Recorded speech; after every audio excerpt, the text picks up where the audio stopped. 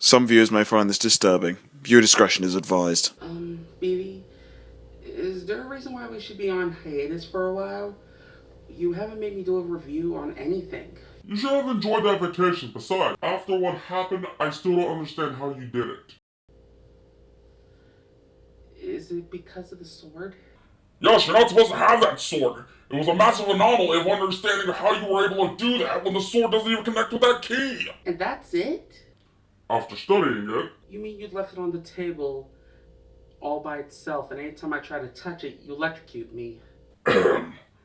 Maybe if we can measure the toxic of the object, maybe we can see if the sword will come back again. We could have done that on the first month of hiatus.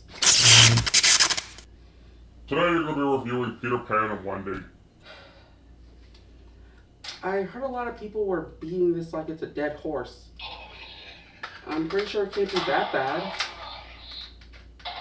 Henshin! Okay then, let's do this.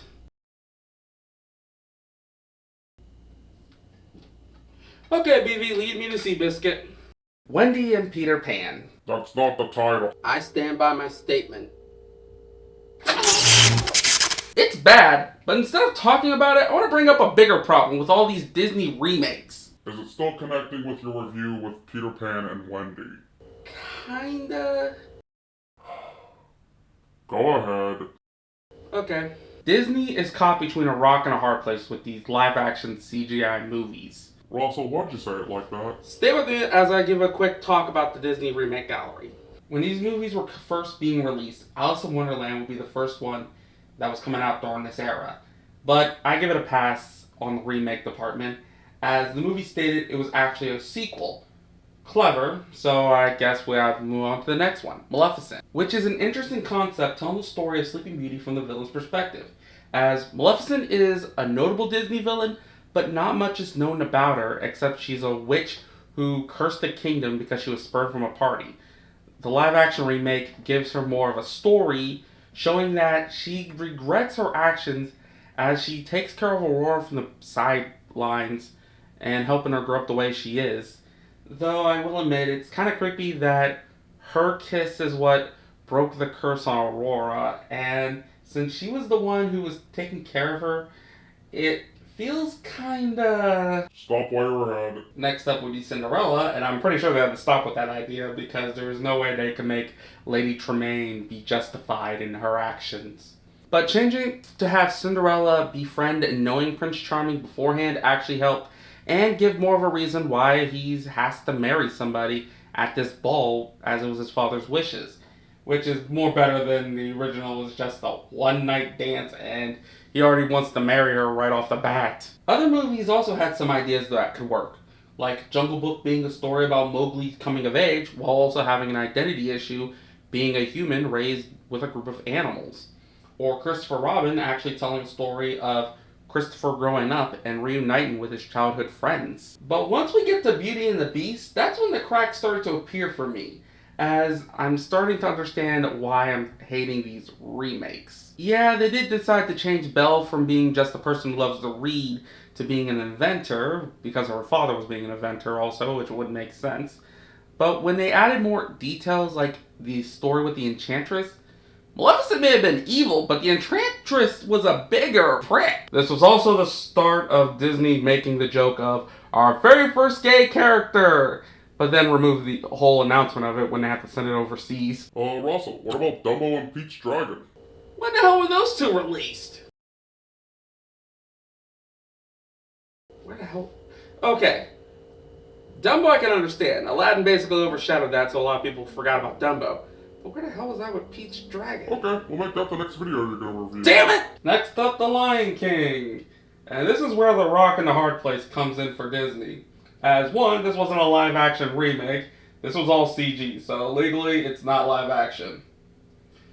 And also, yes, you used realistic animals, but because of the fact that they don't have the facial structure to do the emotions, any moment that's supposed to be tragic just massively comes off with a dull surprise! So you're wrong, Mr. Nelson! And with The Lion King, we've seen the other side of the issue of the Disney remake. With the two sides being the issue of With one side, you have so much changes to the original, you're just questioning what was the point and just make your own original movie. And the other side is they didn't change anything and you can just watch the cartoon. It still holds up. Next up is Mulan, where the cracks started to appear for everyone else. Besides the controversies of where they filmed Mulan, the movie was focusing on a female who could stop the Mongol invasion of China using her out-of-the-box thinking, and they changed it to she is powerful because of chi. Misa thinking that Disney still had Star Wars on the mind when they were making this. Also, what about Lady and the Tramp? When the hell did they make that movie? Oh, that's why I didn't notice it. Even though I have the app. Pinocchio was the straw that broke the camel's back. As like in Peter and Wendy, it tells a story that has a longer runtime than the original. And they added stuff to the story which makes you question stuff or breaks the story the moment you ask it. Like adding an ending to the guy who kidnapped Pinocchio, the smoke monsters of Pleasure Island, and somehow Pinocchio can move like the Flash when he's in the water. And for Peter Pan and Wendy, the Lost Girls, and giving Hook a backstory. In the original story, it was stated that boys are foolish and they will fall out of their pram. If they do not make it back to their pram within a certain amount of days, they will be sent over to Neverland. For girls, they are clever and they will never fall out of their pram, stating that girls are actually more intelligent than the boys. For all Disney's been out there, I'm surprised they didn't keep that idea. For Pinocchio, I did a quick research, and there are no smoke monsters. That was originally a Disney idea. But I didn't understand why donkeys, as it's actually a metaphor about those who do not receive an education or learn their manners and just play around. As you get older, without those, all you'll be able to do is backbreaking labor. In other words, you're making jackasses of yourself. Disney in a nutshell. With how they set up Hook's backstory, that he was originally one of the Lost Boys with Peter, but after he missed his mother and left, he came back more grown up and had a little fight with Peter. And Peter's first thoughts after reuniting with his friend again is cutting off his hand and feeding it to a crocodile. Or the fact that when Hook found the Peter Pan's base that he was looking for, he was able to find it due to Wendy singing a lullaby. That does not make a lick of sense in a forest. Even though he has been in that location before when he was younger. It's justifiable that he could have forgotten, but how badly was Wendy singing for Hook to hear it in a forest? With The Little Mermaid being out now, and it's being pointed out by a lot of people are getting tired of the same problems with a lot of them. Massive padding, the reason for their ideas and changes. The moment that you take 5 seconds to question something in this movie, it falls apart like a unraveled yarn. This is a lot of the problems with a lot of Disney remakes. There's no magic of creativity in this work. It's just focusing on nostalgia. And like nostalgia, you can only handle it so much of the past.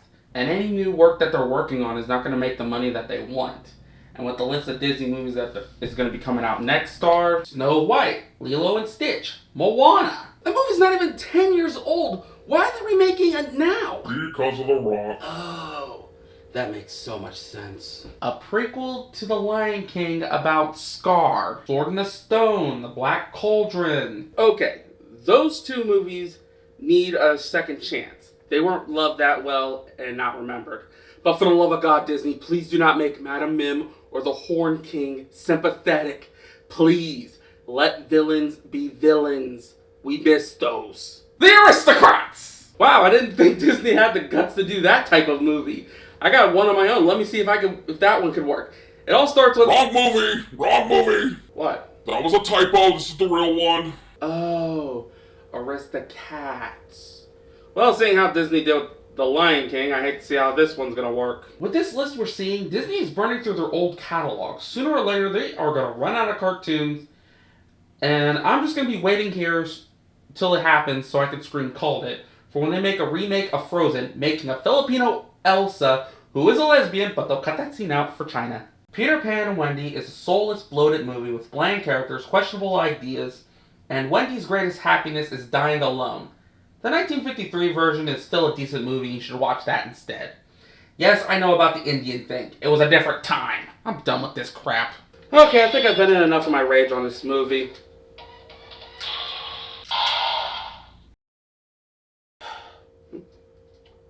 Nope, no sword, BV.